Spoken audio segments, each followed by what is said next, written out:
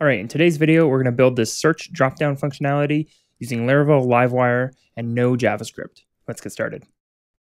All right, so to begin, we have an input element here. It is a type of text. It has some default CSS styles applied and it has a placeholder for search contacts. And in the application, it just looks like this, and searching in it does nothing. So we're starting from a fresh input. So to get started, the first thing we're going to do is use PHP Artisan make Livewire to make a new Livewire component, and I'm going to call it contact search bar for me. All right, so that created two new files, contact search bar.php and then contact search bar.blade.php. And then the next thing I'm going to do is render that Livewire component in place of our input. So Livewire, and it is called contact search bar. So now going back to the application, we should have nothing here because we need to move our input into our contact search bar. So here we go. We got input, type text. The class name was form input. And then we had a placeholder with search contacts. All right, so refreshing again, we're back with our input element. It does nothing, but at least it's rendering as a Livewire component. All right, so let's start off with our actual component logic in contact search bar.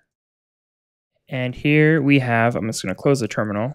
We're going to make two new public properties, one for query and one for contacts. One for contacts. So the query is going to be the search query that's typed into the input element, and the contacts are the search results. All right, so what we're going to do next is write a function to actually query our contacts. So we can use a lifecycle method called the updated hook, and it takes the updated, which is what we're listening for, on which property, query. So it's written backwards, right? So updated, anytime the query is updated, we're going to render and search for new contacts. So our contacts property is going to be updated to equal contact, where the contact's name is like whatever the query is. And for the purposes of this video, I'm just using a like lookup. However, in production, you'd use like an actual search engine. Okay, so we're going to search that, and then we're going to get these results and then convert them to an array. And the reason why we convert them to an array is because when we send contacts to the front end from Livewire, it could be sent as a collection, but when it comes back, it's going to come back as an array. So we might as well just send it as an array all the time. All right, so now we're querying for our contacts anytime query is updated. Now we can actually render them. So down here, we could do for each contacts as contact. And then as an example, I'm just going to render a, I'll render a link for now. And I'll say the contact name in my case. And the link will go to the route called show contact. This is specific to my app. You guys can link it to wherever you need to link your app to. So it'll look something like this if I could type. There. Okay, and now we're going to render our contacts in a loop, right, when we have contacts. However, we need to tell Livewire that this input is attached to the query variable. So what we're going to do is we're going to add I'm going to break these into new lines so that it's easier to read.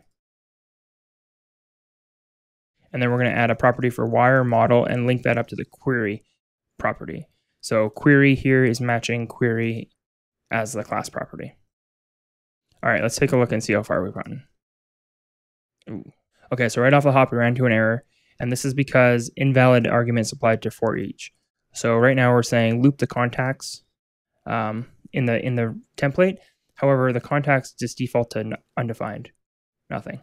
So what we're going to do is on mount, we're going to reset the contacts and the query just to be an empty string for query and an empty array for contacts.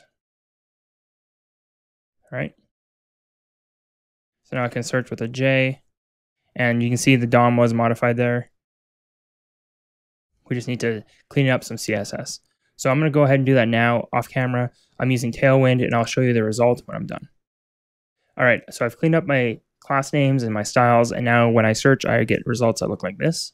So you can see John and Jane are being returned here, And for context, if you're using Tailwind, what I did is the entire wrapper of my component, which is about this big, I marked with position relative, and then I added a div here to wrap my contacts so that they can be position absolute and then higher Z index, some styling because they're a list, and then we're good to go. And what I also did was if I don't have any context returned, then I'm not going to show this absolute div. However, what I do want to do is if I search for something like R and there's no results, I want to show a no results div. So we have the if statement here, then we're going to add an else, and then just another div with a class name of list item. And in here we'll type no results.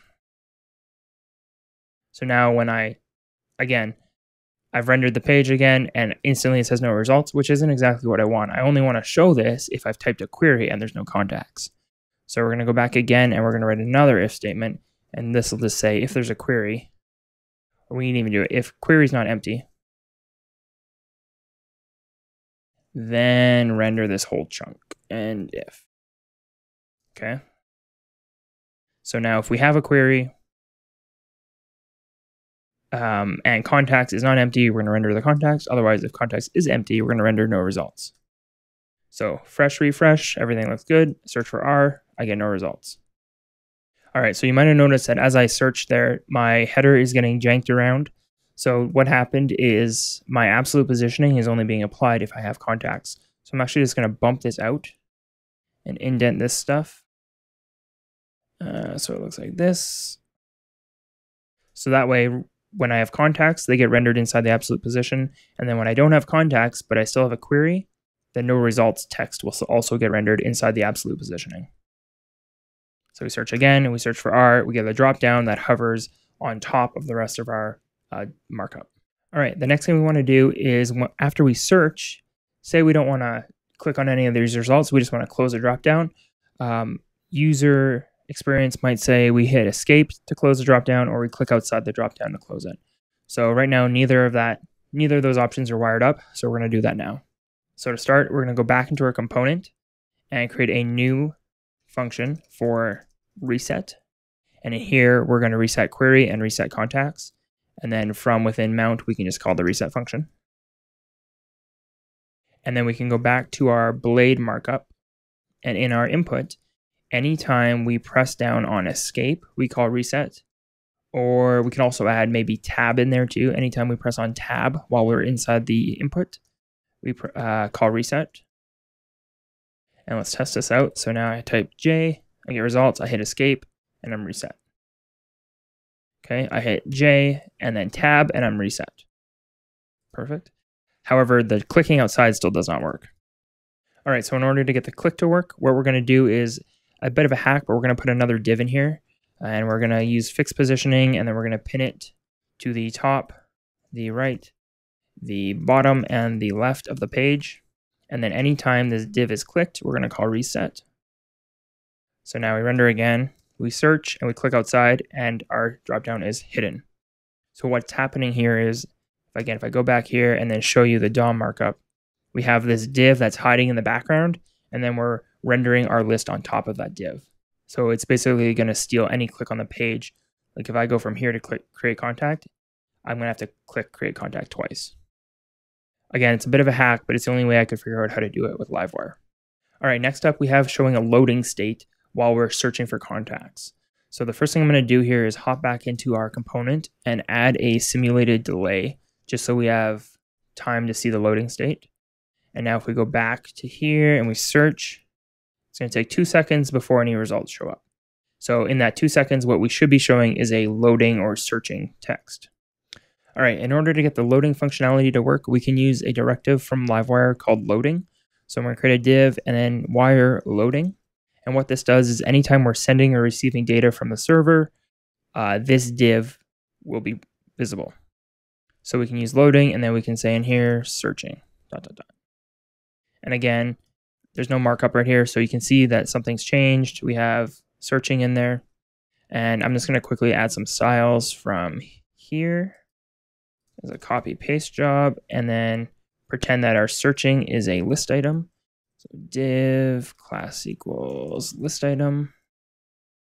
And now render again. And as we search, we get searching for 2 seconds, and then boom, our results are in. So in production, we're not going to have this sleep in here. So we'll load, but it won't be quite that quick because there will be some latency between your client and the server. But they will be able to see a loading state. All right, the last step to this dropdown is adding keyboard navigation with the arrow keys and with enter. So what we're going to do next is work on the back-end component logic for keeping track of which item we have highlighted. And then we'll go to the front end of the component, the blade file, to render that highlight. So I'm going to keep track of the highlight with a highlight index. And in our reset, anytime we reset this component, we'll also reset our index back to 0. And then I'm going to make 2 new functions, one for increment highlight, and I'll do decrement, but I'll do it after. So with increment, what we're going to do is this.highlightIndex ++.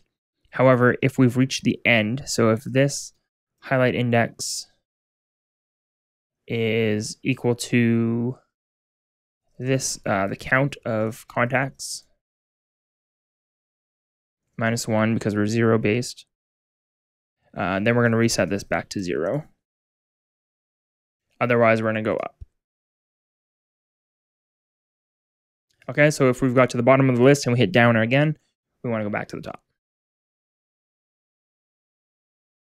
And then we're going to do the same, but for decrement. And so we're going to do highlight index. This is going to actually go to, if we're at the bottom, which is 0, then we're going to go back to the top. And otherwise, we're going to go down. All right, so now we got the 2 functions in there to change our highlight. The next thing we can do is go to our blade element and render what happens when we do keyboard down, arrow up. So if we're going up in the list, which would be towards the top of the page, we're actually going to be decrementing our highlight. Otherwise, we're going to increment it, go in the other direction. And then, so that'll move our highlight as we go, but we need to be able to see that. We need to make it visible somehow. So what I'm going to do is on our list items that we're rendering, I'm going to break these down into new lines, just so we can read them. And then here, I'm going to say if highlight index equals I, put here, we'll render in I. So if the index is where we're at, then we'll render highlight. Maybe actually I'll just do like BG blue 100, just so we can see it here. Otherwise, we'll just render nothing. And I think that should be it. So we should be able to keep track of our highlights. However, we do have a bug. All right, so in my case, I actually have a highlight class that I can use, which will better specify the color that should be rendered. So we can see here I'm using the down arrow, and then the down arrow again, down, down, down, and then up, up, up, up, up. And it's moving through our list. So the next thing we want to do is when we press enter on this input, we actually want to go to the one that's highlighted. So back to our component file, we have increment highlight, decrement highlight, and we'll make a third called select contact. And what we're going to do here is we're going to return with Livewire a signal to redirect to a new URL. So we can use the redirect method here to return a new route for Livewire to redirect to. So in this case, we're going to go to the show contact route, and we're going to pass in the contact ID. However, we need to get the contact ID, so the contact will be this contacts and then the highlight index that we have stored. And if that doesn't exist, we'll fall back to null. And then if the contact exists, we'll go do the redirect. Okay. And now in our input, we want to add another key down function. For any time enter is pressed, we're going to call select contact. So we refresh, I hit J, I go to Jane, hit enter, and I'm taken to Jane's record. Search again, go to John, hit enter, taken to John's record. All right, so I think that's it. I'm just going to run through the functionality one more time to make sure we have everything. So I can search for no results, and I get no results. We have the loading state in there. It's just too fast to render locally. I can search for a J and navigate with my keyboard. I can close a dropdown with escape, or I can close it with tab, or I can close it by clicking away from the dropdown. I can click on each record to actually go to the row, right? Just because these are just links, right? They're just anchor tags that have an href. And then also I can navigate to a record by highlighting with my keyboard and then pressing enter. And to recap the code, we start off with 3 public properties: the query that we're searching for, the list of results, which are contacts, and then the highlight index to keep track of our keyboard navigation. Whenever the component mounts, we instantly reset the properties: query to an empty string, contacts to an empty array, highlight index to 0. We have an increment and a decrement highlight function to increase and decrease the highlight index as we press up and down.